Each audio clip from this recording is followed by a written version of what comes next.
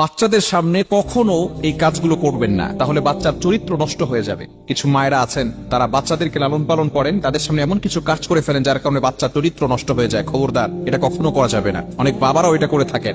এক নাম্বার হচ্ছে most important, বাচ্চার সামনে কখনো কাপড় পরিবর্তন করবেন না। বিশেষ করে কিছু মায়ের এমন রয়েছে, মনে করে বাচ্চা তো ছোট, বাচ্চা কি বুঝবে। 2 বছরের পরে বাচ্চাদের সামনে কাপড় খোলামেলা করবেন না। কেননা 2 বছরের পরে ক্ষুদ্র ক্ষুদ্র ছোট বিষয়গুলো বাচ্চার মনে থাকে, বড় হওয়ার পরেও মনে থাকে। এজন্যই আমাদেরকে সবসময় সতর্ক থাকতে হবে যাতে করে বাচ্চার সামনে এই ধরনের কোনো কাজ আমরা না করি। বাচ্চার সামনে অনেক সময় ঝগড়া করে পিতামাতারা, এরকম মা বাবা আছে না নাই? খবরদার, এগুলোর মাধ্যমে বাচ্চারা শিখবে। খবরদার, বাচ্চার সামনে কখনো আপনার ওয়াইফকে শাসাবেন না। আপনি মনে করছেন এটা আপনার স্ত্রী, সে কিন্তু একজনের মা, আপনার সন্তানের মা। এজন্য অবশ্যই তাকে সম্মান করতে হবে, রেসপেক্ট করতে হবে। অনেক পুরুষ এটা বুঝেই না। এজন্য বাচ্চার সামনে কখনো মা বাবা ঝগড়া করতে যাবেন না। দ্বিতীয় নাম্বার হচ্ছে, বাচ্চার সামনে কখনো অন্যের সমালোচনা করবেন না, অন্যের গীবত করবেন না। তাহলে বাচ্চার হিংসা বেড়ে যাবে, বিদ্বেষ বেড়ে যাবে, মানুষের প্রতি হিংসা বিদ্বেষ তার ভিতরে থাকবে। এজন্য অবশ্যই অনেক মা বাবা এমন রয়েছে, বাচ্চার সামনে আছে, বাচ্চার সামনেই তারা অন্যের সমালোচনা করে, অন্যের গীবত করে। খবরদার, আল গীবাতু আশাদ্দু মিনাজ জিনা, গীবাত ইজ হার্ডার দ্যান ফরনিকেশন। গীবত হচ্ছে এমন একটা গুনাহ যেটা জেনার থেকেও মারাত্মক গুনাহ।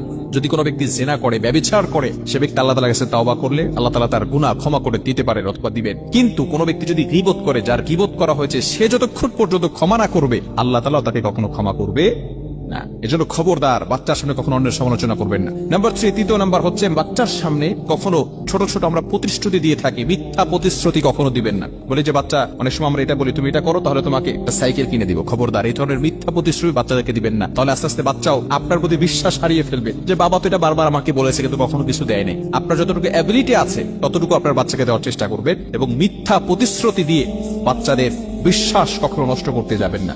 বিষয়গুলো খুবই গুরুত্বপূর্ণ বিষয়। আমরা বাচ্চাদেরকে লালন পালন করি, কিছু বাচ্চাদের লালন পালন করার জন্য কিছু আদব রয়েছে। মনে রাখবেন, শুধু সন্তানের পিতামাতার প্রতি দায়িত্ব বিষয়টা এমন নয়, বাবা মারও কিছু দায়িত্ব রয়েছে সন্তানদের প্রতি, যাতে করে এই সন্তান আস্তে আস্তে বড় হওয়ার পরেই সে ইসলামের পথে চলে আসে, সঠিক পথ সে চলতে পারে এবং সে আদর্শ শিক্ষা পায়। এগুলো কিন্তু অবশ্যই বাবা মার দায়িত্ব রয়েছে। অনেক সন্তানকে বাবা মা ছোটবেলায় যেভাবে ইচ্ছে সেভাবে লালন পালন করেছে, বড় হওয়ার পর এখন ফোন দিয়ে বলে, হুজুর আমার মেয়ে আমার কথা শুনে না, আমার ছেলে আমার কথা শুনে না। সে বিভিন্ন ভাবে বখাটা ছেলেদের সাথে চলাফেরা করে, আমাদের কোনো কথাই সে শুনতে চায় না। মেয়েদের ব্যাপারে বলে যে সে পর্দা করতে চায় না, টি শার্ট পরে ঘর থেকে বের হতে চায়, পর্দা করতে চায় না। মনে রাখবেন, ছোট্টবেলা থেকেই কিন্তু আপনাকে আদর্শ শিক্ষা দিতে হবে। ছোটবেলা থেকে আপনি আদব শিক্ষা দিবেন না, বড় হয়ে যাওয়ার পরে এরপরে কিন্তু আপনি মারধর করেও কিন্তু তখন আর ঠিক করতে পারবেন না। এজন্য অবশ্যই ছোট্টবেলা থেকেই আল্লাহ তাআলার কাছে দোয়া করা, রব্বি হাবলি মিনাস সালিহিন। যখন বাচ্চা গর্ভে আসবে তখনই দোয়া করা। ইব্রাহিম আলাইহিস সালাতু ওয়াস সালামের যখন সন্তান হয় নাই, ইব্রাহিম আলাইহিস সালাম আল্লাহ তাআলার কাছে দোয়া করেছিলেন, রব্বি হাবলি মিনাস সালিহিন, ও আল্লাহ আমাকে একটা নেককার সন্তান